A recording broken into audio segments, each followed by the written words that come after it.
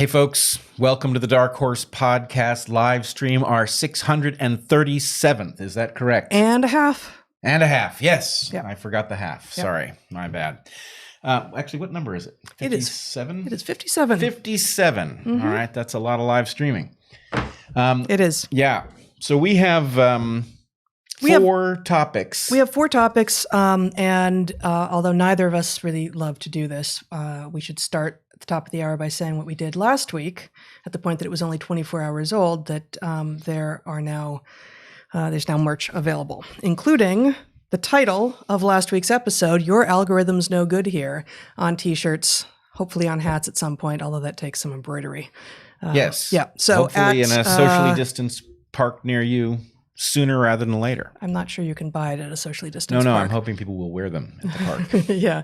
So that you can go to store.darkhorsepodcast.org to find those things if you want to while you're awesome. While you're and listening. As long as we have sullied ourselves by, you used the term merch, did you not? I did. Okay, so merch. Yeah. All right. We're dealing with commerce, markets. We're interfacing directly with the public and their buying power. Yep.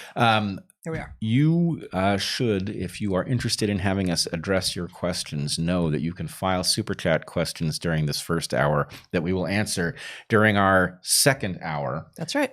So anyway, and consider doing that. If you have questions about any of this, you can email darkhorse.moderator@gmail.com, and the person who answers that email will likely respond to you, unless you're rude, in which case they may not. Yes. Yes. Indeed. I'm using the they simply to preserve their pronouns, because they don't go by they. No, they don't. No. All right. So we want to talk about big game hunting in pre-Columbian America. Whether or not when you say something with anger or with love or with any kind of emotion, it changes whether or not the thing itself is true. Mm-hmm. Let's see. We want to ask what the game theory behind bailout funds for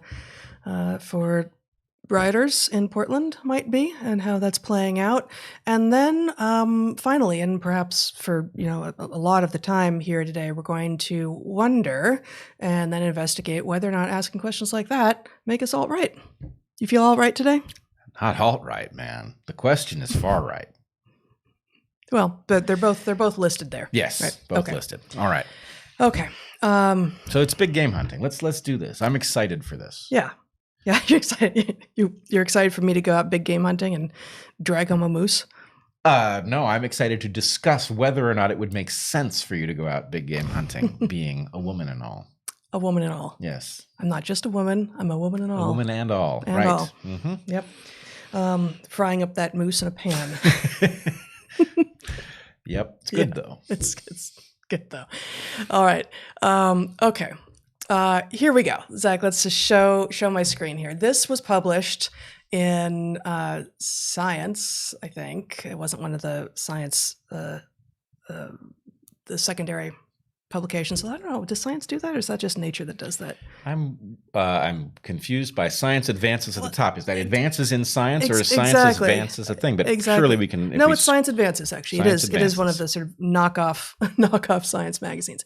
This was published in November 4th of last month, so just a month ago, called "Female Hunters of the Early Americas," and I want to just actually, rather than the abstract, I think in this case, the introduction provides a slightly better introduction rather than the abstract, which is a summary of the whole paper.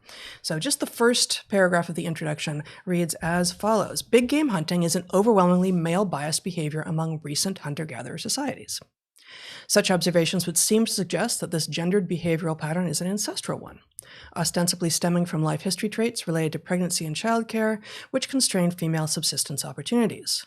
However, a number of scholars have theorized that such division of labor would have been less pronounced, altogether absent, or structurally different among our early hunter-gatherer ancestors.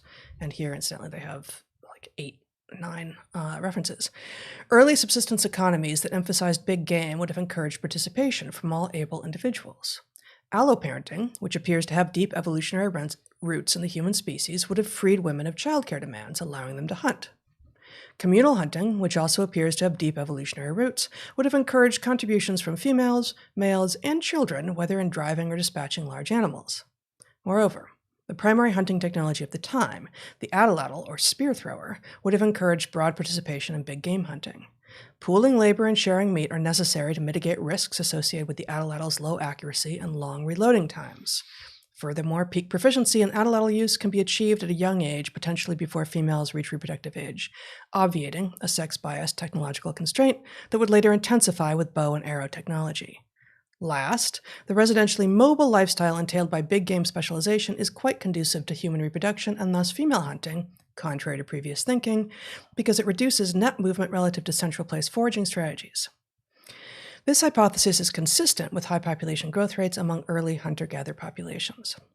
So I wanted to read that in part because I wanted to be able to say atlatl a number of times. Atlatl, yes. Which I will have more opportunity to say as we proceed. But so you have not actually spent any time with this paper. No, I've spent a little time. Oh, you with have? paper, Okay. yeah. So I have a number of things I want to say, but do you have any immediate response? It's not your first response, but... Yeah, sure. So first of all, a number of things. One, there is, as I'm sure you will get to, a very broad pattern in populations where you have both hunting and gathering. There is this overwhelming bias towards males doing hunting, or at least big game hunting. Big game hunting. Long distance, multi-day hunting. Right. And, that's not really in question here. That's... Yeah, they don't question it. Right. Well, nor should they. The evidence is so overwhelming that this is the general pattern that it just simply is. Now, the question is... recent hunter-gatherers, right? Is what they Yes, say, right? they The say- evidence is for recent is clear. They say recent hunter-gatherers, which really just means the extant and those recently enough extant for us to have good evidence. And so what we have here is subfossil evidence, subfossil meaning it has not been converted to stone. These are buried remains in the New World, which is independently interesting, that the New World may have had different dynamics unfolding, that suggests a female hunter of big game. Now, the place where the rubber meets the road here, as far as I'm concerned, is the nature of the evidence and how justified we are in actually inferring what they have inferred here from it. So I think that introduction did not explain the nature of the evidence at all. The nature of the evidence is burial sites, right? That they have, that they've found 20. They've got 27 burial sites. I think, if memory serves, it's all in the Andes. So Yep, this is Andes. tropical America at elevation, which most people wouldn't call tropical, although technically it's tropical, but it's at elevation, so it's not hot and humid. It's sort of got a temperate climate while being actually really tropical. So Andean habitats with 27 burial sites in which a full hunting toolkit was buried alongside people. And in these 27 burial sites, there are 16 that are men and 11 that are women, which is statistically apparently not a decipherable difference. So it looks like, men and women are equally likely to be buried with a full hunting toolkit, which in other places has been interpreted as evidence that you're buried with the stuff that you used in life. Yes. That is the one big inference here. Now, not so fast there, Dr. Hein. Okay. So among the things that are worth paying attention to here, here's a thing that if you study paleontology, you will have to grapple with, which is the ability to distinguish a male skeleton from a female skeleton is not nearly the straightforward thing that one would imagine it. That the morphological distinctions that we see in a flesh and blood human are actually not so reliably reflected in skeletal structure that one can simply look at a skeleton and say one way or the other. Now, if you have... Well, they are looking at not just osteological, they say, but proteomic and isotopic analyses as well. I know they do, but the question is, what are these kinds of evidence and how good are they, right? So, the skeleton doesn't tell the story in and of itself. If you have... So let me pause here. So I did not spend a lot of time considering their evidence. I spent a lot more time thinking about what it would mean if it were true, and therefore how likely it is that it is true. But super fascinating that you would be arguing that you can't tell based on even just like just the shape and size, the, you know, robust versus gracile nature of male versus female skeletons at the same moment in time, what sex they are. Because, I mean, this is a position that I, at least, and I think you, have been very clear on with regard to, you know, this is one of the things that, on average, is highly, highly different between male and female. But of course, those population distributions, males and females at a particular moment in time, are also highly overlapping. Right. And that's the problem, is that they're overlapping. So, you know, if you looked at a large population of skeletons, and in some sense they have a small population of skeletons here, which you cannot assume are equally. So if you had karyotype evidence. Yeah, you know what? I'm not buying this because pelvis width alone is highly correlated. It's highly predictive of sex. Right, but first of all, there's a reason that I don't think their fossil evidence is so awesome here in terms of quality of these skeletons. And they're archaeological evidence, not fossil. Right, they're subfossil anyway, but yes, they're archaeological evidence, because I believe now. You spent more time with this paper than I did. I breezed through it. It looked to me like they were inferring this from, for example, the gracile nature of a femur, I think it was. And so I don't think they have complete skeletons here. I think they have fragmentary evidence. And the reason that they are using 3 different kinds of evidence here, one of which is actually new to me, and I didn't. Proteomic? No, the proteomic I get, right? So proteomic is going to be basically protein evidence, right? 20 years ago, it wouldn't have been called proteomic. Doesn't make any difference. Okay, I don't know. Let's put it this way: they are inferring sex from a certain amount of skeletal evidence and then a bunch of molecular evidence. Now, why the molecular evidence would be substantially different between males and females, I don't know. Why the morphological structures would be different is clear. But let's say, for example, and I don't think there's a population on Earth for which this would be true. Yeah. But let's say, for example, that this population buried only its men, right? Maybe it does something else with its women. They've not been discovered, or the whatever the burial procedure was resulted in the complete destruction of those skeletons. So you had a population that was all male. And then you come at it with the assumption that half of these, or something like half of them, are likely to be female. And you start figuring out, well, which ones are the females? So your assumption causes you to impose femaleness on a population that doesn't have any, right? Again, I'm not saying that that's likely, but I'm saying we don't know. We're inferring a number of things. One, we are already, if they have it correct, that some of these skeletons are female and that they are buried with what they call a full kit for big game hunting, then we are inferring that the implication of that is that these people used those kits in life and therefore in the afterlife would have some need of these kits, which makes perfect sense. I'm not arguing it doesn't make sense. It's the first level inference would be, yeah, they buried them with a kit of things that they would be likely to need in the afterlife, and the afterlife is similar enough to life that one can infer their in-life behavior from this. But that's not a dead certain chain of argument. For sure. There's uncertainty at each step. I will say that apparently, and this, again, this is not where I spent a lot of time thinking about this paper, but their citation for why they used all 3 of these methods for sex estimation in combination is based on an also very new paper called A Comparison of Proteomic, Genomic, and Osteological Methods. Actually, that's genomic versus isotopic, I think.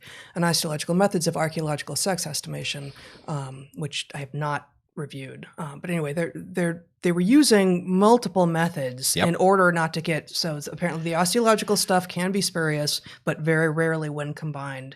Right. So all I'm saying, so let me just say, I believe that they probably have this right, and that it probably does make the very interesting implication that they derive from it. My point is just that we are caught in this bind where we're looking at a very tiny sample from one place.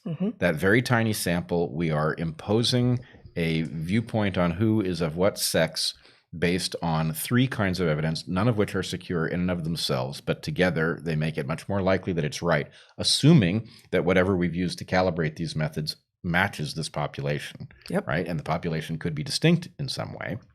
And then on top of that, assuming that we've got the sex of the skeletons right, and that therefore we know who's who. We are inferring things about a belief system from physical evidence that cannot possibly report the belief literally. All it can do is imply. Why else would you bury a person with a hunting kit if they weren't going to need it in the afterlife? And why would you need it in the afterlife if you didn't need it in life? So there are a lot of steps here where something could be weird, and there could be something wonderful in what's weird, and we might never find it. We might never know. But the point is, at some level, the most parsimonious interpretation of the fossil or subfossil evidence that they've found is that women were engaged in this population in big game hunting in high Andean South America. Yeah, I think actually that is right. Predictions of whether or not you can generalize that to habitats outside of the particular one that they were in or to other moments would be, I think there are real limitations that I would predict only in certain habitats. And I'm not sure, like one big question for me is what game were they hunting?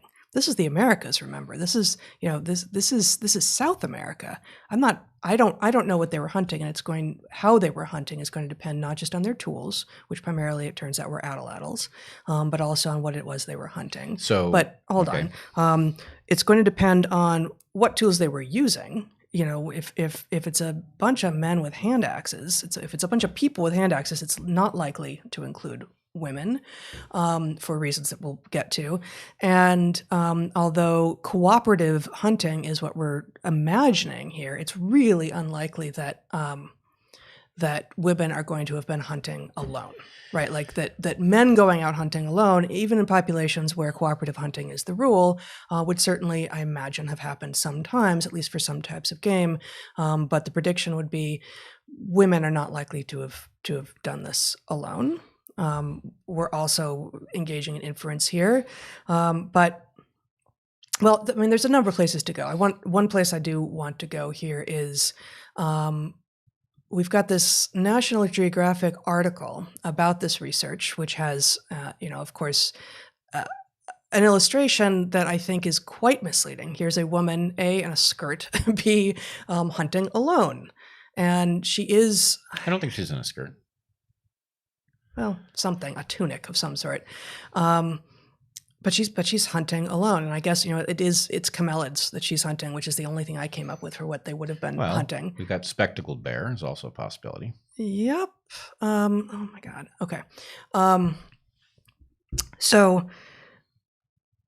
But not there actually. So it depends on what the actual habitat was like at the time, because spectacled bear would not have been above tree line, right? Spectacled bear are in sort of cloud and just above level of like montane forest in the Andes, but not above tree line, not in the sort of habitat that she is illustrated in there.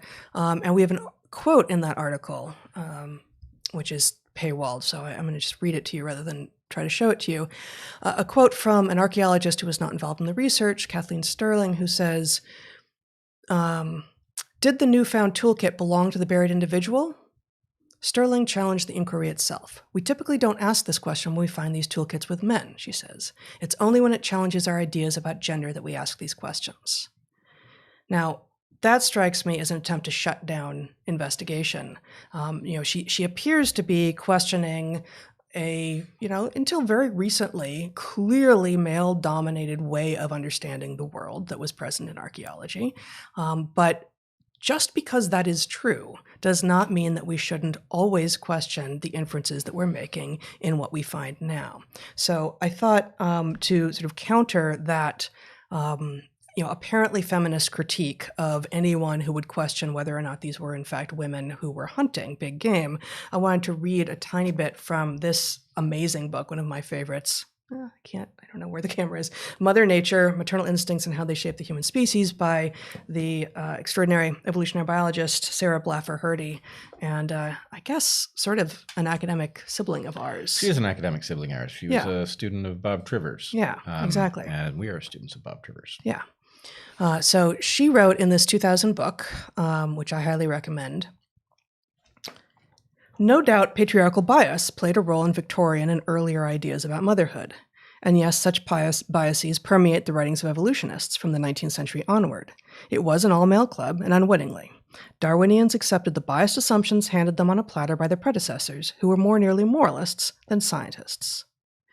The same biases were still very much in evidence in 1975, for instance, when E.O. Wilson published his pioneering work on sociobiology, which included a notoriously inaccurate description of foraging societies that claimed that, quote, during the day, the women and children remain in the residential area while the men forage for game or its symbolic equivalent in the form of barter and money. A Victorian and a 1950s suburban ideal of mother tending the hearth was substituted for the actual life of a highly mobile Pleistocene gatherer. But Wilson, let's recall, was an entomologist and had to give himself a crash course in ethnography in order to write the chapter on humans for sociobiology. Perhaps more telling, professional anthropologists themselves failed to register this whopper, even anthropologists who had actually helped collect the data indicating that a woman in a hunter-gatherer society might travel a full 1,500 miles in a year while carrying a year-old baby. The error was simply overlooked because it corresponded with expectations about how the world should appear. So we had a literature, we had fields that were utterly involved in sort of moralistic, unscientific, naturalistic fallacy type of thinking, in which it was even like backwards naturalistic fallacy, right? They had an image of what they thought should be true, and they backfit even when the data suggested entirely opposite things. Yeah, it's confirmation bias. Yeah, and women were never sedentary, and agriculture largely changed that. That was the moment that did transform sex roles rather dramatically into being more and more divided in terms of the labor that we were doing. But so that history is part of what archaeologist Sterling and other people are pushing against. But it comes across as deeply anti-scientific, and of course will get in the way of progress and of actually getting to understand what these data truly mean. So, female hunter-gatherers were never sedentary. Obviously, that's not the job. But were they big game hunters across lots of habitats on the regular or solo? Probably not, right? Because, well, upper body strength is remarkably lower in women than men. On the other hand, the atlatl is pretty light, and I got to spend some time on worldatlatl.com today. I'm thinking about atlatls. Describes the action of throwing one, which I have never been lucky enough to do, as akin to that for throwing a ball or a stone. And so, you can't throw like a girl from the elbow. You have to throw from the shoulder. But anyone who actually is engaging in the physical world and throwing things is throwing from the shoulder. And depending on its weight, a woman could be expected to throw it quite effectively. In looking for what the weights of these things were, which I never did quite find, but they seem to be pretty light, I came across a 2013 blog post from a female researcher at the Royal Saskatchewan Museum describing her experience learning to throw atlatls while at an archaeology field school. And so this is just an anecdote, but I found it interesting. Quote, one of the grad students in the archaeology department had made the atlatl and had also manufactured one of his darts from a graphite rod that he had purchased. In no time, I was throwing that dart 100 meters with ease, and some of the other young men in the group were throwing the darts 300 meters. The darts disappeared out of sight when they threw them. She doesn't make a comment about this. She just says it. This is Evelyn Siegfried, who's at the Royal Saskatchewan Museum, who reports just this anecdote without any explanation, in part because, guess what? It's obvious. Mm-hmm. Of course, men are going to throw things farther than women are. And we see this in all throwing sports. Less so, though, interestingly, in things like walking and even endurance running. The disparity between men and women at top performance is a tiny fraction in walking and endurance running as it is in things like throwing, because the average disparity in upper body strength for men and women is, I can't remember, but something like 30 to 70%. I'm not sure about those numbers, whereas the average disparity between top endurance runners, for instance, men and women, is closer to 10%. That's interesting. And why? Well, until we became people who had homes while we were still roaming, everyone had to keep up. Yeah. Right? Everyone had to keep up. And for a period, not only did women have to keep up, but they kept up while carrying their babies. And in fact, in many extant hunter-gatherer populations, women actually carry more load on average than men do. Yeah. So women had to keep up with men, and they tended to do so while carrying more load. And so, this shouldn't surprise us that actually endurance in terms of locomotion is not that different. But that doesn't mean that we're not different in other ways, like upper body strength, which we are. Absolutely. All right, so I wanted to go down a little other road here. Great. So I looked carefully at the date that they believe these subfossil finds are from. They said about 9,000 years ago. Mm-hmm. So that's right. That is, I believe, going to be well after the megafaunal extinction that happened coincident with the end of the last ice age. I think that is true, although I have not lined those up for sure. But the reason that it's relevant is that what they were hunting might arguably have been a larger list if it was before that extinction had completed. But also, there is a debate, and I think the debate is actually headed in the wrong direction, or at least it was the last time we checked in with it, about why the megafauna of the New World went extinct about the time people showed up. And it seems clear to some of us that the best, most parsimonious answer is that the megafauna of the New World, having never been exposed to people before, behaved rather like the fauna in the Galapagos currently does, and what Darwin noted so clearly about it, which is that it just doesn't run away, right? It doesn't have experience enough to know that a human being is a dangerous creature, and therefore it is very easy for human beings to overhunt. And that basically, when your dinner is friendly, right, when when your creatures just look at you curiously, and you can overwhelm them. And so, anyway, one of the questions I had here was, if I don't think that there's going to be a general and persistent pattern that, yes, in fact, women have been doing a lot more of the big game hunting than we expect. I think there's some tendency to evolve towards a division of labor on this, but that exceptions are likely to have happened. This probably isn't the only one. Sure. And it may be about something. Right? Like, for example, it may be that as the continents of the Americas are not yet full with people, and I think there's a strong argument to be made that they never were full, that they were still in the process. Those populations were growing at the point that Europeans showed up. Even if there were 100 million people here before Columbus arrived. Right, and the estimates are 50 to 100 million people. And the question is, what would those numbers ultimately have become, and what implication does it have that carrying capacity for these two continents, if you can use the concept in that way, had not been reached, and therefore selection would be very different, right? It's not zero-sum selection. It's quite different, which I think would account for many distinctions. And one of them might be that, in effect, one does not need to be at peak hunting performance of the kind that would make males the much better resource for the job, because it may be that the hunting pressure on these environments was somewhat less. Now, you have to be really careful with an analysis like that, because even if the continents were not at carrying capacity, it doesn't mean that your local habitat wasn't. And obviously, you hunt local to your habitat, so that's really where the rubber meets the road. But there's some question, I guess, as to, at the point that human beings arrive in the Americas from Beringia, what world did they face, and what kind of hunting did it therefore reward? And then what was the evolutionary trajectory? In other words, the prediction of this hypothesis would be, the farther back you go from that 9,000 years ago date, the more female hunting you would see, right? And the closer you come towards modernity, the less you would see, right? So I don't know if we'll see that pattern or not, but I think the prediction. It's a valid prediction. Yeah, that's great. And it's, if we trust this method of assessing whether or not there were female hunters, which, with asterisk, we've made all these caveats, but you could test that prediction simply by continuing to keep track of, what the sex of those who are buried with full hunting kits. Yeah, exactly. That would be, if with an ability to age them, and our dating techniques are pretty good. They are, if well calibrated, they're pretty darn good. Yeah. I'm more doubtful about the sex assessment Sure. on any individual find, right? If you really have a population, then you can tell on the basis that you really do have different averages. But yeah, so the problem here, in part, that you're concerned about with regard to sex assessment is with only whatever it was, 27 individuals, only in none of them together, you don't actually know what the representation for the population is. You don't have any idea. Right. You have no idea and nothing with which to calibrate it.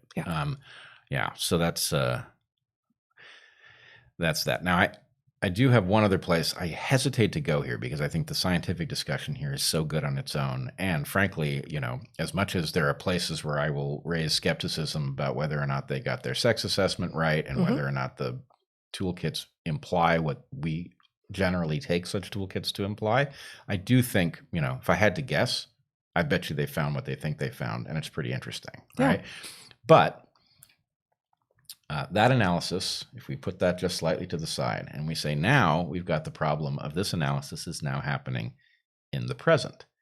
Now, you and I have argued that there is a renegotiation of the deal between the sexes that is long overdue, and that there are many things which may once have been divided by sex as a matter of division of labor that have no reason to be in the present.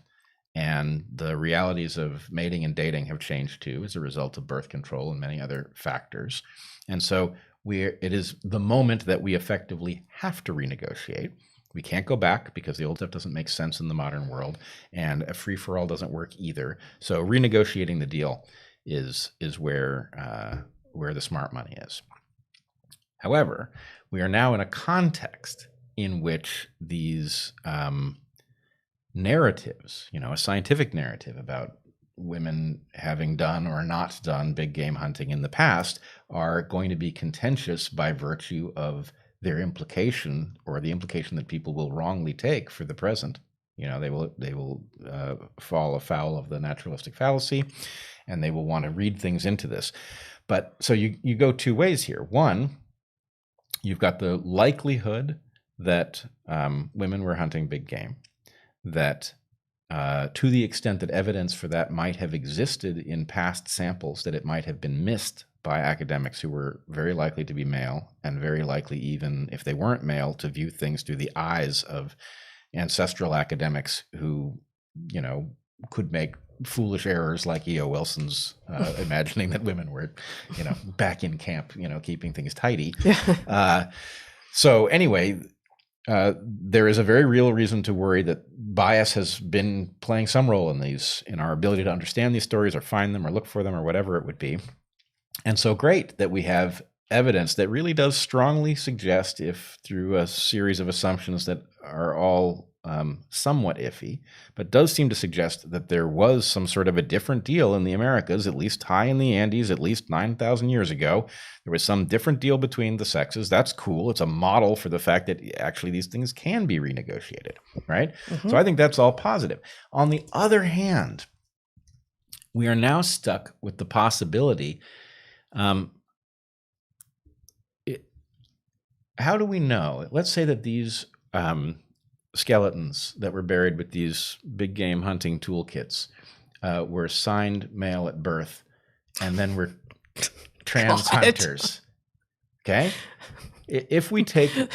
Really? Well... That's where we're going?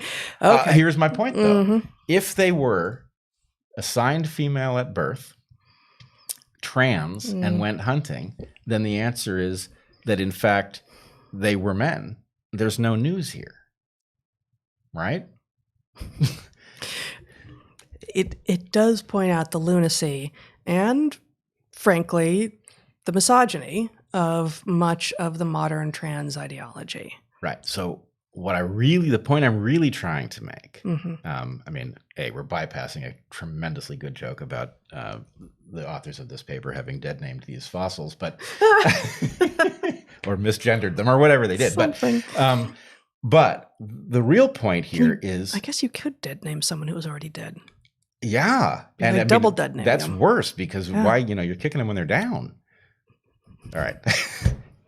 That's also a terrible joke. But Here's my real point. My real point is, on the one hand, we have the awesome, messy, fascinating story of human sex and gender in one population that most of us, you and I, spend a fair amount of time thinking about the high Andes, but most people don't, right? This marvelous story that just the hint that these fossils have of some different deal between the sexes that existed, right?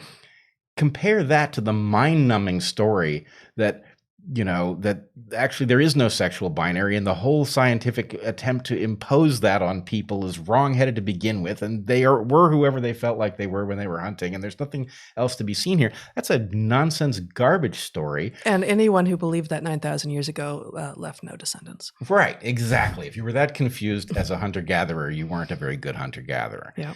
Right. So anyway, the point, I guess, is, look, can we get over this stuff? And can we just embrace the cool, messy, interesting, sometimes awful story that is reality, and stop trying to impose morality on it and, purify it and police those who would dare think other thoughts? Yeah.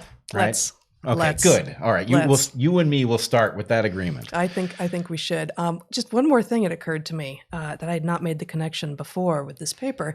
If this is 9,000 years ago in the Andes, we actually were at a site, Chobshi, that is thought to have been active about 8,000 years ago. So, that's both a long time, 1,000 years between those, but perhaps the habitats were the same enough and the culture was the same enough, in which people took cover in this really shallow cave and apparently hunted by funneling guinea pigs and rabbits and porcupines off a cliff and retrieving the corpses, or perhaps having to kill the corpses, the not yet corpses at the bottom who were injured, and then they turned those things into food and clothing. And so if we add that as another possible method, which we know, like Chobshi is a well documented and pretty well studied archaeological site, there would be little reason not to have all members of the group who were living at this cave go down with their atlatls and dispatch any animals that they wanted to eat who were injured at the bottom of the cliff. I love this. And whether or not that story is right or stands in for some other story, it makes the point that actually you've got one population here, which gives us one set of archaeological finds that suggests one unusual feature that we didn't expect. But who knows what the idiosyncrasies of the hunting environment were at that place? And as Chobshi shows, you can have all kinds of things. You can have one particular cliff that, animals don't see coming. And if you can scare them in that direction, they, do most of the work for you. And so, could this be responsive to an idiosyncrasy of the landscape? Was it an idiosyncrasy in time, creatures that were more plentiful and less likely to run away? Who knows? But really, at some level, that's the fascinating thing, is what were the sum total of inputs that caused selection to spit out this output? If, in fact, this output is what we think, what caused that? And it wasn't going to be one thing. It was going to be a combination of factors. That's right. All right. Good. We could keep going on, but maybe that's that for now. So you wanted to talk about about our next topic. Yes. You want to introduce this? Do you want Zach to show the screen or not? Sure. Why don't you show the screen? So what we have here is Kareem Carr, who is a PhD student at Harvard, who made a big splash several months ago on the topic of what on earth 2 + 2 might possibly equal. And his point was, all of you who think it's 4 are failing to grasp just how subjective and arbitrary mathematics is. And so in any case, the world descended into madness over this for some time. Now 2 + 2 = 5 is also an oblique reference to Orwell, 1984. This is I don't know, is it Newspeak, or it's some sort of... It's one of the modes by which you force a population to totalitarianism. If you can get people to agree that 2 + 2 = 5, well, you're well on your way. Right. And just the kerfuffle from many months back was led on the side of no, 2 + 2 actually does equal 4 by our friend Jim Lindsay. Yes. So anyway, most people will remember that. If they are on Twitter, at least, they will have seen some part of that battle. And Kareem has decided to blow on the embers of that battle to see if he can rekindle it. And what has he said? So we can just I'll just get this off the screen. read it. He's got 2 tweets here. He says, when someone says 2 + 2 = 4 in a really angry way, they're admitting that what the statement can't do for itself. One can't calmly state it like a fact it supposedly is. One must back it up with a threat of force to make it stick, and this act affirms the spirit of 2 + 2 = 5. He goes on, and he says, so even when they think they've won the argument, they're losing. Their defensiveness and anger is already a loss because it brings 2 + 2 = 4 into the subjective, where it belongs. So you have those 2 last points. Being angry brings the statement into the subjective, and the subjective is where it belongs. Yeah. Now, so the reason to be here is not just simply to harp on the absurdity of what Karim Carr is saying and to try to parse it and finally get it right so people can finally understand why 2 + 2 = 4. Because as I said to him the first time through this, what he is engaged in is a classic example of sophistry, which is to say, his argument is hard to field, which doesn't say anything about its being right. And his argument, if you go back to his original claim, had to do with the fact that the symbols 2 and 5 and equals and plus are all something that we simply agree on, and there's no reason to agree that they equal this or that, and so they could equal other things, and therefore the statement 2 + 2 = 5 could be a totally reasonable statement, as good as 2 + 2 = 4. And the answer is, that's not just sophistry. I mean, that's, but colloquially people mean when they say semantics, and it's not actually semantic. It's not just sophistry, but he's not a PhD student just anywhere. It's Harvard level sophistry. Yeah. Right.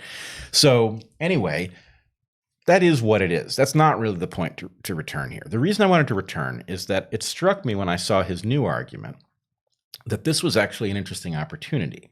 So several years back, I think 2017, I gave a talk in Vancouver that I called How the Magic Trick is Done. Yeah, and how the fabulous. Magic Trick was done was basically a sort of a taxonomy of tricks and Kafka traps and other things that are causing the social justice ideology to actually wield a great deal of power, in spite of the fact that the arguments that it's making are not correct in many regards. And what one does not typically see, so one of the things I said in that talk is that these techniques evolve. People try a lot of stuff, and the stuff that doesn't work doesn't leave a fossil, right? The stuff that works gets picked up on, and it gets augmented, and it gets built into a very refined strategic structure that we realize needs to be talked about at the point that it comes for us, and we can't field it, because even though we may be right about something, it is very difficult to figure out how you deal with the incentives surrounding it. Yeah. So this Karim Carr next chapter here struck me as the rare case where you might be present for the birth of a new technique, right? If we think about his argument here, if people say 2 + 2 = 4 and they get angry about it, then their anger is an indication that 2 + 2 does not inherently equal 4, right? Well, this is an amazing argument, right? This is stunning, because what this says is, first of all, 2 + 2 = 4 is a baseline, nearly foundational level of societal agreement, right? We have to agree what these symbols mean. You know, if we're going to establish truth at all, we've got to establish what the meaning of words is, what the meaning of symbols is, what the operations that they dictate are.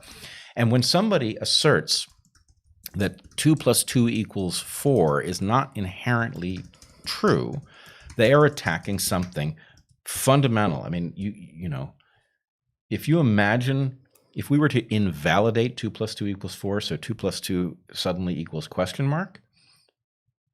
The modern world ceases to function instantly, right? There's no device that we're using that doesn't depend on that level of agreement, and a great many things stacked on top of it. It's like many years ago, our younger son, Toby, asked me, what would it be like here if there was no gravity?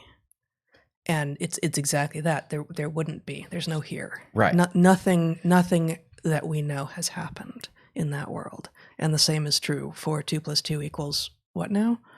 Right, exactly. So in some sense, what Carr is saying is we have the right to attack the very foundations of systematic thought. And we have a right to do so in a politically charged environment where those of us who are doing that are actually dictating policy. Not only are we saying 2 + 2 = 5, but defund the police is, a reasonable thing to demand. So it is natural that somebody who thinks, oh my God, how did 2 + 2 = 5 get out of Orwell and into the world? And, why is it marching, right? That could make a person very nervous. They might be right to be nervous. And they might speak with a certain amount of urgency and saying, no, 2 + 2 = 4, God damn it, right? And the point is that has nothing to do with whether or not 2 + 2 does or does not equal 4. That just has to do with the fact that what is in jeopardy if it doesn't equal 4 is really important. Yeah. So, but it's as you say, a slick rhetorical move that probably just dies here, but maybe not. So, I mean, it's like a reformulation of Ben Shapiro's famous "facts don't care about your feelings." This new formulation is feelings about facts change the facts. Yes, feelings about facts are all you need to figure out whether those facts are in fact factual. Right. And then the final point I would make is I want people to understand just how beautiful and diabolical his formulation is. Right. So let's say that, let's give him the benefit of the doubt here, and let's say, okay, for the purposes of this argument, his assumption is to be taken literally. If a person responds angrily to the idea that 2 + 2 = 5, then they imply that 2 + 2 does not equal what they think it equals. Okay. Now let's apply that across the population. Okay. What if all of us but one decides, you know what? I'm going to say this very calmly. 2 + 2 = 4. My hand does not shake. I am not raising my voice. 2 + 2 simply equals 4, and that needs to remain true, right? But one person isn't so good at keeping their calm, right? They're cool, and they get angry because they're worried, right? Well, that one person has now invalidated 2 + 2 = 4 and left us in a world where 2 + 2 now equals I'm your new king and you will bow before me. That guy's anger blew up the universe. And so in any case, what I'm hoping is that our discussing this here on DarkHorse will result in this particular attempt to generate a new superweapon failing, because people will realize just how crazy it is. But nonetheless, maybe the point is it's actually sophisticated enough as a strategy that in spite of this analysis, it will continue to grow and be augmented and wielded, and we will see it morph into all sorts of things out in the world. We don't know yet. Well, I mean, in part, it may well work. In part, what we're doing here may not touch the effectiveness of the strategy precisely because we are trying to do analysis. And if the strategy works, it will work exactly on the emotional level. Right. Yeah. It will affect how people view things because they will have been informed by the emotional content of people who are certain that actually, if you claim 2 + 2 = 4, well, then you're probably a fascist or some such. Yeah, absolutely. So it could be both. We could do the analysis, and it actually might have an influence in a particular quadrant, but have no impact on the utility of this argument. It could still be an evolutionarily stable strategy, even if it's dead wrong. Yes, you didn't raise your voice. You said dead wrong in a strong way, but the amplitude was perfectly consistent. A little sarcastic, maybe. Yeah. But that suggests strength. Oh, does it? I think actually that works in reverse of his argument. We're good then. All right. Third item of 4. People's generosity in across the country, but with regard to people in Portland, seems to be being used to help out criminals. Pray tell, what might you be talking about? Pray tell. Let's see. Before we show the screen, funds that were created to pay bail for people who were arrested while engaging in vandalism or assault or whatnot during the protests, and especially during the riots in Portland, have been, wait for it, abused by those receiving the bail money. Who would have thunk? Color me fucking shocked. Color you fucking shocked. All right, yes. So here, just let's show the tweet before you start talking about it.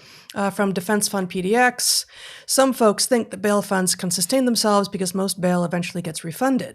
In Portland, bail paid is returned to the person arrested, not the person that paid the bail. We have paid over $100,000 in bail since May. We've only had a few folks return their bail to us. If you've had your bail refunded, please consider sending it back to us if we paid it. You can return it via any of the methods found in the link in our profile. If you want to mail a check, DM for our mailing address. Gee, shocked. People who are arrested for criminal behavior and get their bail paid for them from the generosity of well-meaning liberals, I would think, mostly. But there's no expectation tied to it at the point that they actually show up for what would be their arraignment. Is that when you get your bail back? At whatever point in the process, you show up and you get your bail back, they get their bail back. It's not theirs, but they take it and they keep it because, of course, they do. Yeah. So I should tell you, at one point during the portion of these riots that was attacking the courthouse downtown, yeah, I went down there, spiking around, and I saw two people who were part of this bail fund standing next to a sign about donating to it and utilizing it and all of this. And I was shocked because, the whole idea of a bail fund certainly intervenes in the incentive structures surrounding these riots in a way that immediately it was obvious, like, oh, what you're doing is you're dropping the cost of rioting. If you're arrested during a riot, I mean, the state abuses these penalties. So one of the things, let's leave rioting out of it for a moment. If you are protesting peacefully, you can be arrested for all kinds of violations, trespassing, protesting without a permit, all sorts of stuff. Yes. And it's a nightmare for people that it happens to. And, basically... We had friends up in Olympia to whom this happened. Oh, yeah. And there's a whole set of undeclared penalties that come in the form of bureaucracy that surrounds you getting your due process, right? So it's an actual nightmare. And in fact, the cops, when they're going to arrest people at a protest, will often give them a choice, right? They will say, do you want to be arrested? And the basic point is, if you don't want to be arrested, then you have to do what we say. And if you do want to be arrested, then don't do what we say, and we're about to arrest you, and then those penalties will kick in. And so anyway, it's a sort of unspoken rule under normal protesting. But in this case, you've got people who are rioting.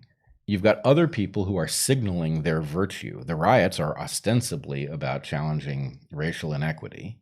Right? They're not, but they say they are. You've got people who want to advertise that they are in favor of racial equity, who are signaling this by donating to this fund to bail out these people who are really in this portrayal, misbehaving, it's civil disobedience, right?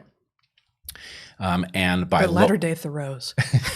by lowering the penalty here, you are increasing the incentive to continue, right? Now, if these were really peaceful protests and they were really about injustice, that would be one thing. But in the context where they are actually attacking courthouses and trying to pick a fight with the cops and demonizing people and threatening to kill them and all of those things, it's preposterous to lower those costs. But what it turns out is that it's even worse than I thought by a lot, because what's really happening is that those who are donating to reduce the cost of being arrested are in effect paying people to engage in those behaviors that get you arrested. So what you have is people behaving in a destructive and violent way, whose bail is then being paid. They are freed, and when they get the money back, it comes to them. So it is a payment scheme for those who are behaving in these ways. And what a perfect tell for whether or not these people actually believe in the values that they espouse. Most of these people will tell you that there's something akin to socialists, or farther left than that, right? And the honorable, the important, the valuable part of socialism is returning that which belongs to the community, right? Is if you have a fund that is a pool that is designed to help people like you, and you have been helped in the past, you keep that pool alive by returning it to the pool when you are done. This is, this is human decency 101, but it's certainly important if you espouse any kind of collectivist thinking, and anyone's failure to pay back that reveals them as exactly the opposite. Yeah. Individualistic at It's at bad core. faith. Yeah. It's bad faith. And at some level, this is subsidized anarchism. And when you ask yourself why it is that Portland has ongoing destruction of property and violence, then this is part of your answer, is that when you apply these principles locally in this ham-fisted way, what you do is you end up paying people to riot, which is an absurd thing to pay people for, right? It's the most absurd jobs program conceivable. God. Yes. Okay. So, you feeling pretty far right? Not as much as some people would have you imagine. Yeah. Neither am I. Never have. We now have a number of conservative friends. Yeah, I wouldn't say any far right. But Nope. No one far right by usual standards, but so hold on. My computer is taking me a long time to pull this up. This is in a preprint server as of what, this week, last week? This week. Okay. I believe. So for those of you listening, not watching, Roll up. yeah, so that's last week, I guess. Week, yeah. Well, that's when you downloaded it. Or is that? No, anyway, I think that's when it posted? Yeah. Okay, so for those listening, not watching, this is, oh boy, I'm going to butcher her name. Hossein Mardi, perhaps? Et al., a six-authored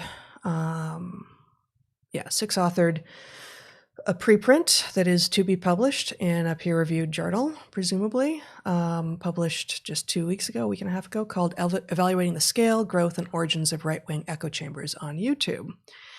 And just, Zach, may I have my screen back for a minute? Just to jump to one of the main conclusions here. This paper makes the claim that the channel you are watching now, if you are watching this YouTube channel, Bret Weinstein's YouTube channel, along with Sam Harris, Benjamin Boyce, Mike Nana, Gad Sad, Rebel Wisdom, many others, are far right. And that's on a 5-point scale. We got far left, left, center, right, and far right. Fox News is right. We're far right. We're far right. Yeah. Fox News is right, and we're far right. Yeah. Yeah. And you have, let me see if I can pull this up. Sorry, this is going to take me a minute. Here we go. This is page 26 of the article. The text of the article is actually very short, but there's many, many pages of appendices and references and such. Here we have label aggregation. How did they decide whether or not you were far right, right, center, left, or far left? Well, they relied heavily on a few references. And here is this bullet point here, the far right, any channel labeled as alt-right, art-right, alt-right, IDW, or MRA, men's rights activists, by reference 20, or conspiracy, IDW, alt-right, MRA, alt-right, religious conservative, by reference 23, or right, or conspiracy, or alt-right. So let's just talk very briefly about a couple of these references. 20, reference 20, which is a big part of where they are. Hey, Zach, and I, thank you. A big part of where they are basing their assessment is a reference that doesn't even exist online. You have, it's Ribeiro et al. 2020, and when you search here on Google Scholar, it looks like it undid some of my search, but you find, oh, that's super interesting. Between my search a couple of hours ago and right now, it is now showing up. So that is new, and it's taking a while. Okay, so this is the basis by which this paper is the basis by which the paper we're talking about is deciding whether or not channels are far right. And here, this is the first time I've seen it because it was not up a couple of hours ago. We analyzed 330,925 videos posted on 349 channels, which we broadly classified into 4 types: media, the alt-right, the intellectual dark web, and the alt-right. And what they say is, or what the Hoyson Marty et al. Paper says, is that that reference that we just were looking at was based largely on the Data and Society paper from what, a year or two ago, which your brother Eric Weinstein roundly criticized with some clarity. I would say he debunked it. Yeah, it's total garbage, right? So and frankly, the take home with regard to this part of what we want to talk about is, if you have been identified as a member of the IDW, or are claiming to be in the IDW, intellectual dark web, this term that your brother, that Eric Weinstein, invented, then you are alt-right. End of story. Not alt-right. Sorry, far right. End of story. That's it. And that is the claim made in this paper, that simply if you're IDW, you're far right, and please stop bothering us now. But that can't even be true, can it? Because if that was in fact the sole basis of the categorization, then obviously Eric himself would be far right, and he's categorized as center. So there must be more to their categorization scheme than is apparent. Were you headed somewhere? No, yes, but go on. Well, I was just going to say, what's more, reference 23, is it? Or were you about to go there? Yep. Reference the other primary reference that they relied on in this paper. So when challenged in this paper, and I challenged the authors of this paper on Twitter, and one of the authors, David Rothschild, responded extensively. His point was, look, we borrowed our categorization from these other references, and we did the analysis well, and we were playing about the fact that we had done that. But in fact, that's not the case. And Mark Ledwich contacted me, pointed me to a thread of his in which he showed that the analysis which this Hoyson Marty paper claims to be utilizing, in fact, doesn't match their own categorization. And I looked at Ledwich's paper, and in fact, it categorizes us as center. So there's something very interesting going on here, where, in effect, the Hoyson Marty paper simply asserts that IDW is far right, right? It hard codes that into their analysis. And this, I think, has every danger of being used as a pretext for barring channels from YouTube in particular. And, you know, this paper was about YouTube. So where were you headed?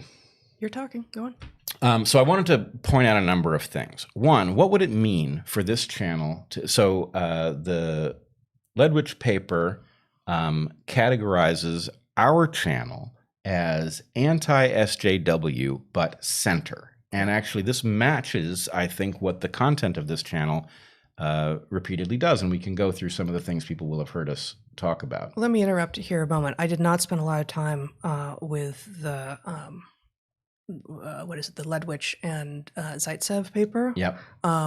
But the paper on which they based much of their the Hoyson Marty paper is only actually looking at data from 2016 to 2019. So you know, we'll get here, I think, but fascinating to me that, you know, I just went back and looked. At that point, we hadn't begun our live streams at all. So I think there's a couple of videos that I show up in earlier, but your channel had Bret, your channel had 43 videos up at that point. Here they are. It includes such far right questions as, why do plants make medicine? Sympathy and empathy and evolutionary perspective, marriage as an evolutionary phenomenon. In here somewhere, what do bowerbirds want? And so on. And, you know, the only, you know, we've got a somewhat conservative voice here in Douglas Murray, and a conservative voice in Andy Ngo. Here you are criticizing Stephen Crowder. Chloe Valdary is no conservative. John Wood is. But again, conservative and far right are not the same thing. And certainly Katie Herzog isn't, and Mike Nina isn't, and Sam Harris isn't, et cetera, it's a wide diversity. It's what you would expect from a centrist channel. But I guess asking what bowerbirds want is now far right. I guess so. Yeah. So I wanted to, I don't know what order to do this in. Yeah. But first of all, there's some question, and there was some consternation online about whether or not the analysis was claiming that the channel was far right or the audience was far right. Now, it's very clear from the paper that what it's saying is that the channel is far right and not the audience. And we can talk about what it would mean if the audience was far right, which it also isn't. But Zach, could you? I think it just is agnostic about the audience. I don't think it's not suggesting that the audience isn't. It's in fact, in some ways, actually, because it concludes that actually this isn't due to YouTube suggestions. It is due to inherent choices of people watching YouTube. So it is kind of closer to making the argument that the viewership also is of the political ideology that they're assigning us to, whatever, right? Than other arguments, other analyses, which are just saying actually it's the YouTube algorithms that are radicalizing people. Right. So they took their contribution to be. They took whose contribution? Who took the Hassan Mardi paper? Sees its contribution as another mechanism that is not the result of the suggestion algorithm radicalizing people. Yes. So, but here's the point. Okay, is the channel far right? Zach, could you put up the political compass test? That's my political compass test. I've taken it several times. Now, I take no pride in the fact that my dot is hanging there off almost the farthest left edge it can be hanging off. It's there for reasons that I think are quite clear. What I would say is, as I've said many times, I believe we have to engage in radical change or we will perish. I think radical change is frightening. We should be very, very cautious about it, but I don't think we have a choice about it. That said, people have also heard me say that markets are by far the best mechanism we have for figuring out how to do things, right? So why is my dot so far down in the libertarian end? It's because I believe that actually meritocracy is the best mechanism and markets are the best mechanism. But why am I on the far left edge? Because I believe we are far from a meritocracy in which everybody has access, and that markets have this frightening dual role where they're very good at figuring out how to do things and they're absolutely terrible at figuring out what we should do. And so anyway, it explains that dot. Can I just clarify possibly one thing that you said, which is that in the past you have clarified that you would love to live in a world in which you could be a conservative, right? Yep. You have no interest in trying to live in a world without markets because you, like I, understand that markets will always exist and that that we need well-regulated markets, that an utterly free and unregulated market is a recipe for disaster, but that trying to obliterate markets will also end in disaster. Yeah, and I also so you're would not say, you're not seeking a world without markets. Right. Right. No, I want a world in which markets are freed to do what they do very, very well. And you're right. I don't want to be a progressive. I want to live in a world where we're doing so well that progress would be a mistake. And I know we don't live there. Yeah. So you showed your political compass test, but maybe even though the information in this paper, which makes this channel far right, basically doesn't include me at all. But it's possible that I'm dragging you down. Maybe I'm the right wing. I have wondered about that. Yep. So here's my political compass test. Oh God. I am farther right than you are. Right of me. Yep. And still. Okay. So here's I think there are several points that we need to make. One is, if your goddamn method looked at this channel and decided we're far right, your method sucks, right? You can just tell that. This diagnoses your method, and your method is garbage, okay? So what I would say is we are not the only channel that got caught up in this. Lots of channels that are clearly nothing like far right And I would say, although you and I are, I would argue, far left, our channel is center, because the point is we are analyzing perspectives from all over the map, and basically it's heterodoxy. And well, we are also specifically challenging the errors on the left more than we are actively challenging the errors on the right, because it's our own home. Like this is the place where we live, and the right should clean up their messes, should prioritize on cleaning up their messes, and the left should prioritize cleaning up their messes, and we should all be able to come together and convene. And we do take some shit from people for not for instance, for not criticizing Trump enough. And you know what? It's been done to the degree that we have had any unique perspectives on what's wrong with Trump. I think we've said it, but it's been rare because he is so so fully analyzed. I was going to say well analyzed, and I don't think it's been particularly well done. But the fact is that when you see the thing that you are come to have some sort of a pathogen in it, of course you're focused there, as opposed to the more distant enemy. Yes, I think that's quite right. I also do want to take a brief step down the road of, well, what about this maybe has to do with audience, and point out that even if it were true, our audience is not far right. We know this. We know that there's a good deal of right of center stuff, but I would say it is center to the extent that there's a bias in the audience. It might be center right. But let's say that there were far right people listening, right? To rate that as a radicalization problem, if you have two people with political compass tests that look like ours, and people from the far right are listening to us, isn't that a success? Isn't that good that people who maybe, are too extreme to be reached in general are actually hearing somebody from the far other end of the spectrum, and that might be de-radicalizing them? And, to the extent that you just want to put together a giant list, and I must say this is the moment of putting together giant lists, right? To the extent that you want to compile a giant list of people, and you want to say that Gad Saad and Sam Harris and Bret Weinstein and Benjamin Boyce and Shoe on Head and all of these Mike people, Nana, yeah. Mike Nana, right? If you want to just shove us all into a corner where we not only don't have to be listened to, but you can safely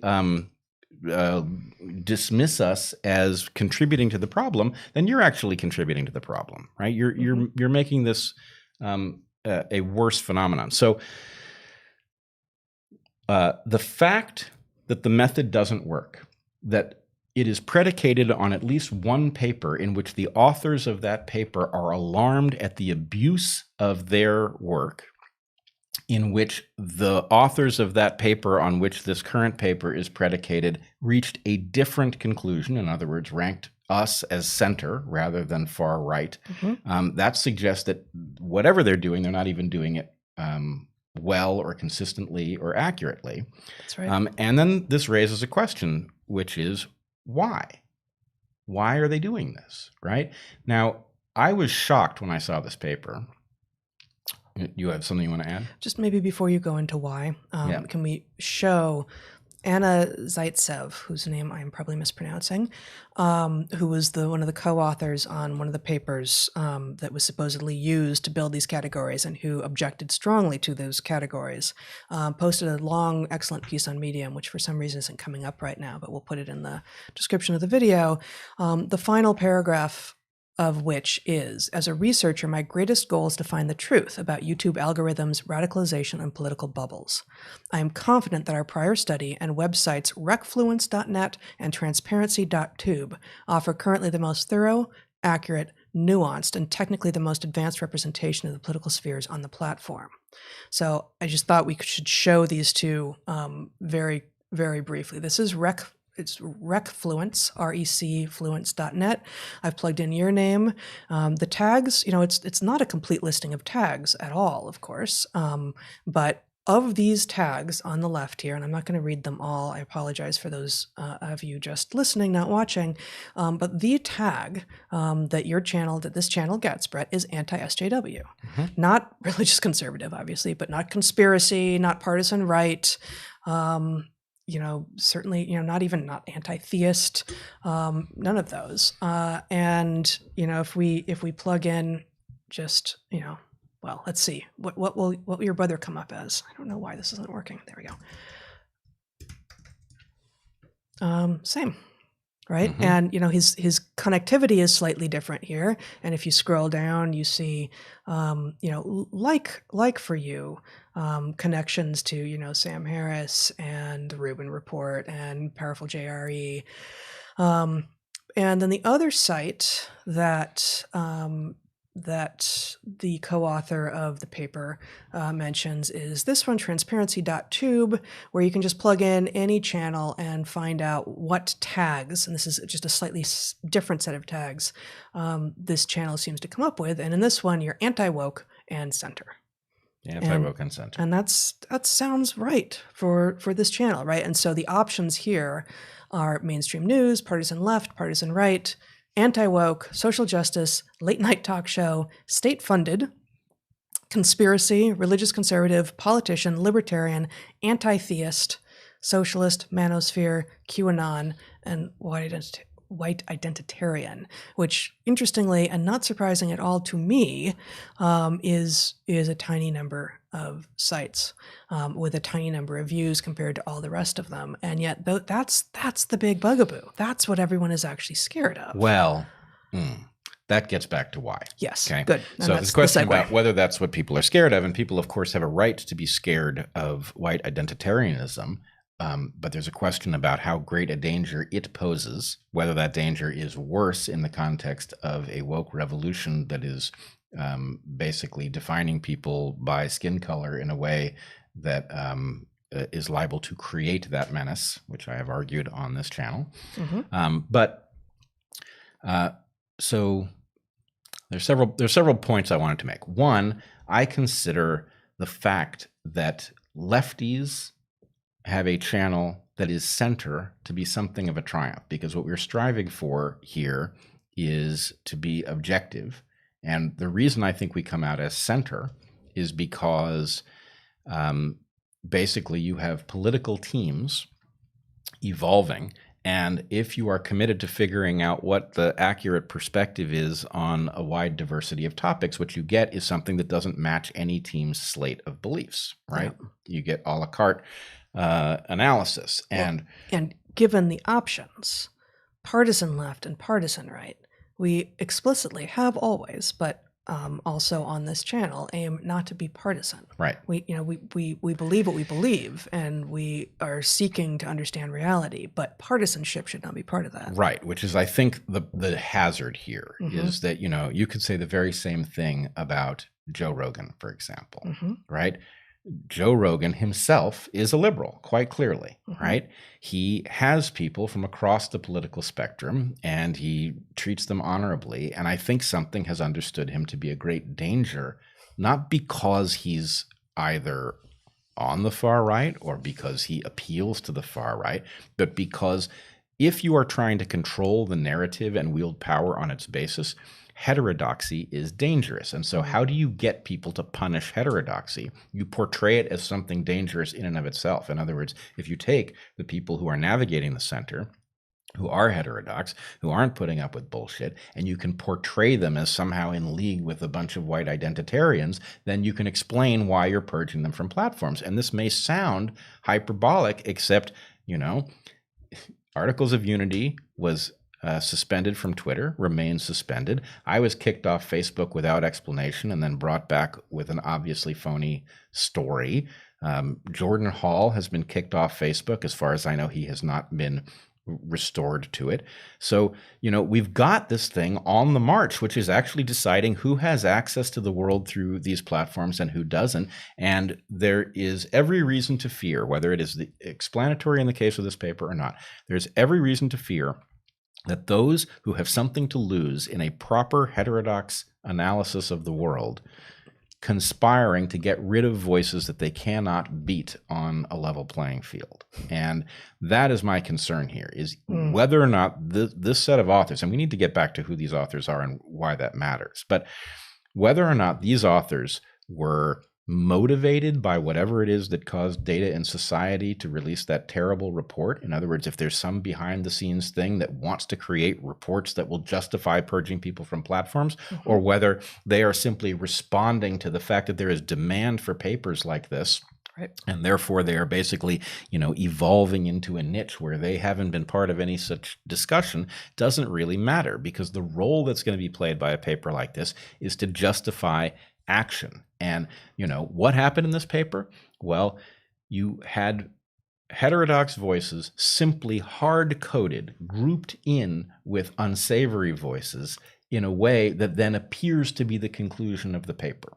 Right? Mm-hmm. It was built in as an assumption, and it appears to be the conclusion. And the conclusion, if all you do, and it occurred to me that a paper like this functions rather like an end user license agreement. The number of people who are actually going to read this paper is tiny. The number who will understand it is even smaller than that. And so the real point is, well, what was their conclusion? Oh, we've got this far right thing, and it comes from something other than recommendation algorithms. What can we do about it?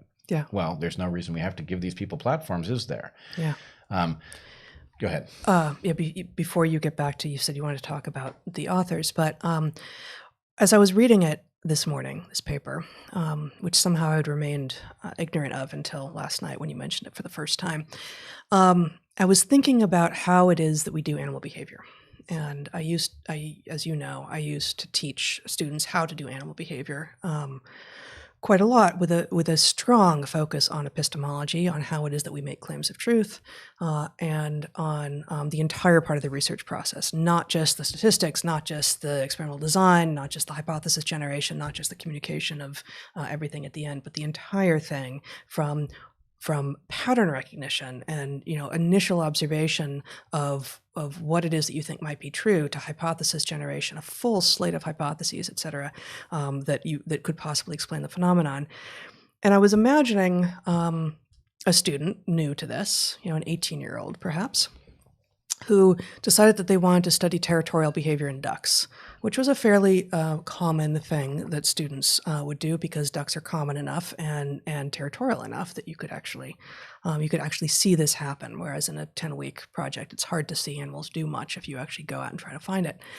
But say one of the first things you need to do is figure out what it is that you're calling territorial behavior.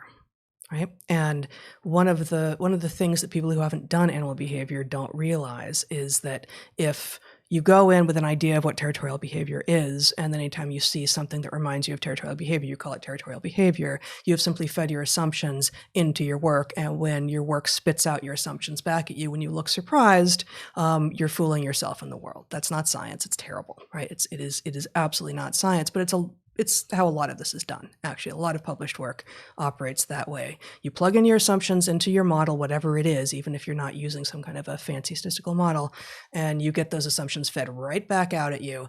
And guess what? You're really not supposed to be surprised at the point that happens. So if you went out and started looking at ducks and you see some males actually up in the water on each other and bumping breasts and engaging with each other, you would have to very carefully code what actually you were seeing. But there's a good chance that actually is some kind of an altercation, either over a potential mate or a territory. You still don't know that for sure, but let's put that in the probably you can take data on that sort of thing with clarity enough and make an argument that is territorial behavior.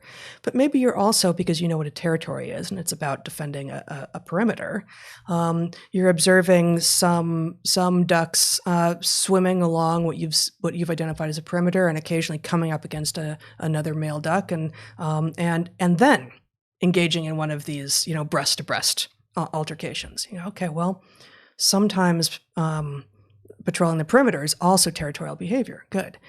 And then you say, well, maybe whenever they're anywhere near that line at all, it's territorial behavior. Well, maybe whenever they swim in the way that they do when they're near that line, it's territorial behavior. Maybe whenever they're kind of anywhere near an area that I've seen them at other moments engage in territorial behavior, it's territorial behavior. You see how your expansion of categories can grow, and it will make your data collection easier, because now you have more and more examples of territorial behavior. The problem being, it's not really territorial behavior. What you've collected is a whole bunch of observations of things, a tiny sliver of which may in fact be territorial behavior, but most of which is not. And then no matter how good the rest of your work is, no matter how good your experimental design is or your observational design, which is a totally legitimate way to test hypotheses and analytic behavior, no matter how good your statistics are, your analysis, your description, your literature review, all of this, no matter how good all the rest of it is, it's not science. The research is crap because the categories that you put your observations into were simply wrong. And that, I think, is exactly what's going on here. Yes. And in fact, I have heard and see in this paper that there is some properly done work, quite a bit of it, in this paper, properly done on a garbage data set.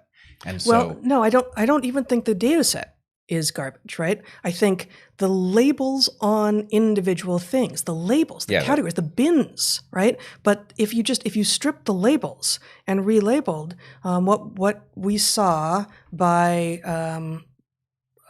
what was his name? Mark Ledwich says, actually, I think a lot of this work was well done, but they took my and Zaitsev's data and strangely categorized. I don't know what they did. Well, you and I are going to get into a thing over this because and you know, the same thing would go for Mark Ledwich, which is, when I'm saying that the data set is garbage, I mean with the labels, right? I'm not saying that you couldn't analyze these channels independent of those labels and get a reasonable analysis. But the point is, there is no such category as this is good work, but for the fact that what you fed into it spit out a conclusion that you started with. Right? Okay, let me just. So the fact that the fact that the quantitative work is well done, I think, speaks to the fact that the nature of this paper is in fact pseudo-quantification, and it has strong confirmation bias. It suffers from overfitting, and that it is in fact ironic that it suffers from overfitting because 3 of the authors of this paper have written another paper on overfitting. So they're in fact so well versed in overfitting that they completely understand what it is and yet have fallen into this trap. And so my feeling is, I don't know why it happened, but a paper in which you apply a mathematical method correctly to a data set on which it is not justified is a bad paper. Okay, I'm actually not convinced that they've overfit their data, and I'm not convinced that they've engaged in pseudo-quantification. And I think our disagreement is about this category of garbage data set. There are multiple ways for a data set to be garbage on which you should not then do analysis. And in my mind, the sort of platonic ideal of garbage data set, for which that term should probably be reserved, is a data set that is fraudulent at some level, in which the data themselves have been either made up or specifically biased. In this case, you have a kind of fraud in terms of the categories, the labels, but you could fix the data set by changing the labels, and everything else about it, we are told, and this is not our wheelhouse, I can't assess the mathematical analysis here, right? I don't have the skills. But we are told by someone who does, I think actually the analysis was good, but the categories are so bad that you cannot trust the results. That's a different kind of garbage data set than one in which the data themselves aren't good. I don't care that it's a different kind of garbage data set. It's a garbage data set. And the fact is, the net effect is overfitting, confirmation bias, and it's like saying if your lab did 20 experiments of the same kind and got one statistically significant result and you published that one, that you would say, oh, well, that paper was good. No, that paper wasn't good. If you knew that you had, like that. Well, it's a lot like that, because what you have is a competent use of techniques on things that these authors of all people should understand are not justified. You cannot apply these techniques to that data set encoded in this way and get anything out that isn't the conclusion that you started with. But it's just the encoded in this way part that is, as far as I can tell, the problem. I don't think that anything else is wrong here. And I think you may be objecting because it sounds like I'm saying it's just this one little thing. This one little thing is foundational. And without this one little thing being correct, it renders the entire interpretation and the rest of the paper null and void, frankly. And Right. It shouldn't have gotten through peer review. Right? Well, it hasn't. But Okay. But Because it really is a kind of scientific malpractice. But there are a lot of other steps at which they could have done bad work and they didn't. And that is not a justification for the bad categorization. And No. bad categorization is not a trivial thing at all. I don't accept this. These people, these are not unsophisticated people. Take a look at that author list. All right. Hold on. Here we go. Okay.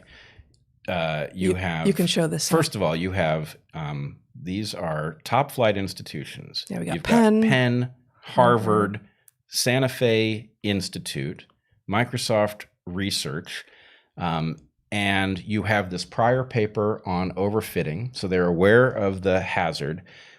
You have top flight people at at important institutions wielding techniques that they either do understand and wielded badly or don't understand and should have.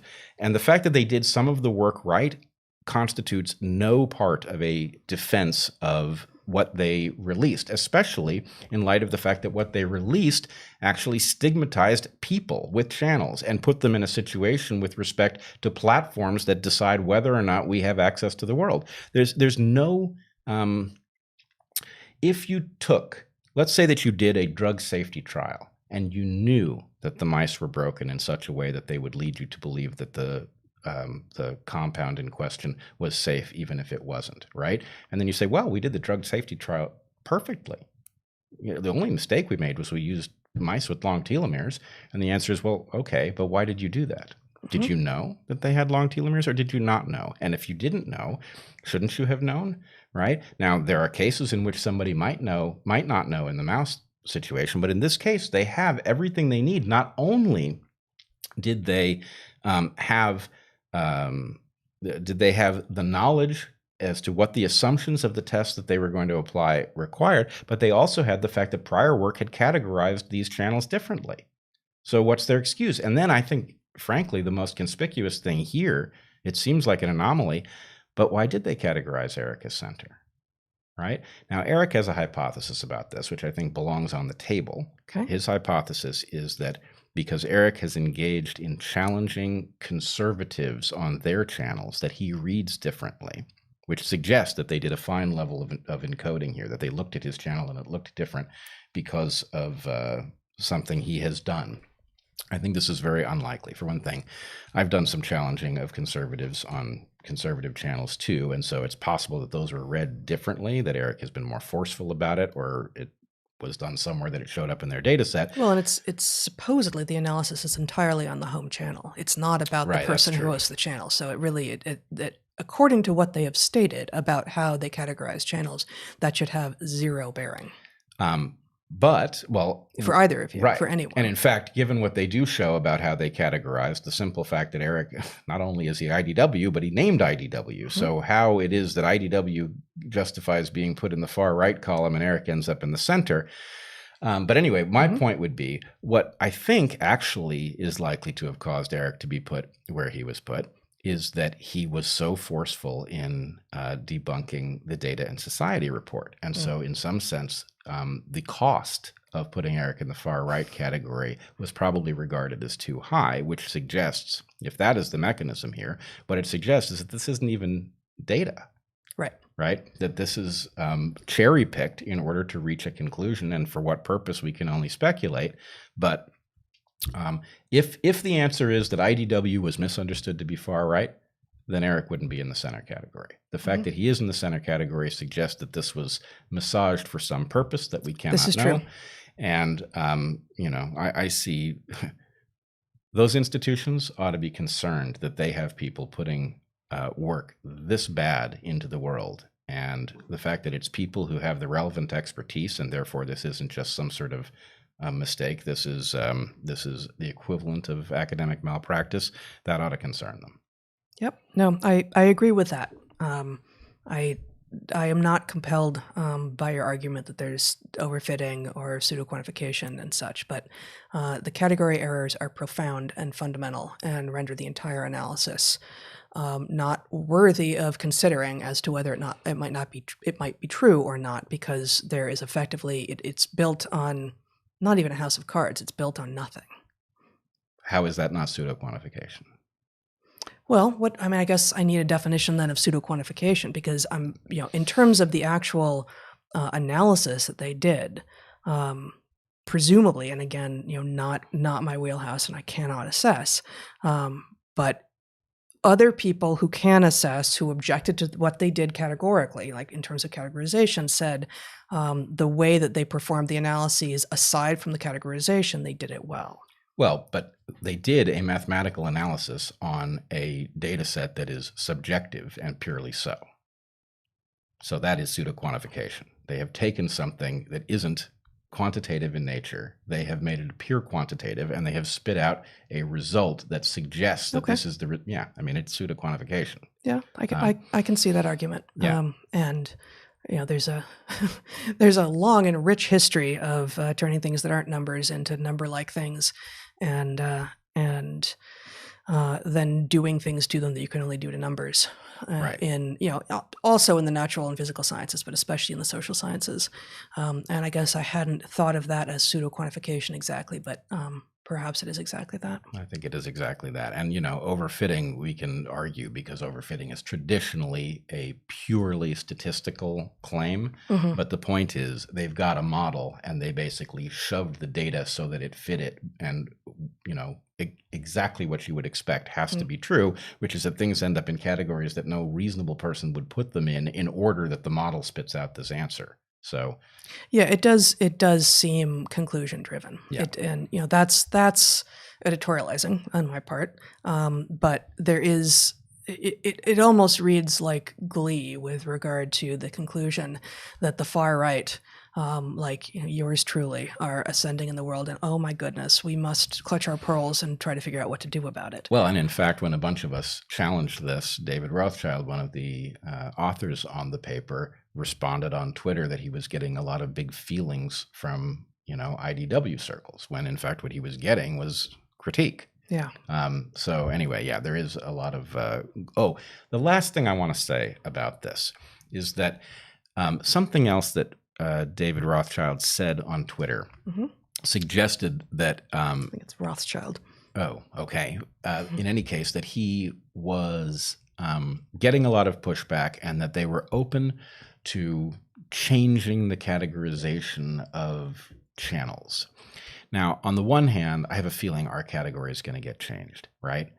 What I'm concerned about is that, as happened with Facebook, the only people who are going to be able to get out of the way of this juggernaut are people who have a sufficiently large channel to embarrass people who write terrible papers like this into taking them out of the line of fire. Yeah. And, that cannot be. Yes. Right? The fact is, you either do the work properly, as I think these other authors have, Ledwich and Zaitsev. Ledwich and Zaitsev have done, Yep. right? That this is a model for how you do this work carefully, or you don't do it at all. And to the extent that your work is going to be used to shape policy inside of YouTube or wherever, you have an absolute obligation not to stigmatize people. And we can't live in a world where you get to stigmatize the people that you want to stigmatize, and then those people who have a big enough channel can get some sort of an indulgence because they can make a stink about it. Cut it out, right? You've demonized a lot of people as far right. You've raised, this particular white identitarian specter over people who have no interest in such things, and in fact are exactly on the other side of the spectrum. And shame on you for doing it. So cut it out, and that applies to everybody, big channel or little, doesn't make any difference. Yeah, no, that's good. Shame on you. Stop it. All right. Well, I think we're ready to give our little end piece and take a 15-minute break, and then come back to answer your questions in the next hour. So we'll be answering your Super Chat questions from this hour and from the next hour, starting in 15 minutes or so. You can, once again, find DarkHorse shirts and hoodies and bags and such at store.darkhorsepodcast.org. Email the moderator, darkhorse.moderator@gmail.com. If there items that you don't see that you'd like. We're working on some other stuff. Some of it is harder than you might imagine. A few things that we've considered are perhaps Epic Tabby and People Wolf merchandise. Yep. Possibly, if we can make that happen. Totally. Possibly some flint-napped tips for your addle-addle. Oh, yes. And we have them in Flint-napped in-house blue by and Fairfax. pink. Terrible. I'm going to regret having said that, aren't I? Yes, especially because the colors that we use to associate with the different sexes is definitely highly labile and has changed remarkably. And in fact, even as recently as Victorian times, we're exactly the opposite. Yes, So- we have them in blue and black. I don't know. We have them in gray and a different gray. Right. Yes. Flint-napped heads for your spears that you're using with your addle-addles. Yep. Perfect. Totally. We're going to have to get our moderator right on that. Yes. She's going to start flint-napping. Flint-napping, sure. Okay, DarkHorse membership at my Patreon has a private Q&A every month. We had ours last Sunday. It was 2 hours, intimate enough that we can actually look in on the chat. It's very nice. It's fun.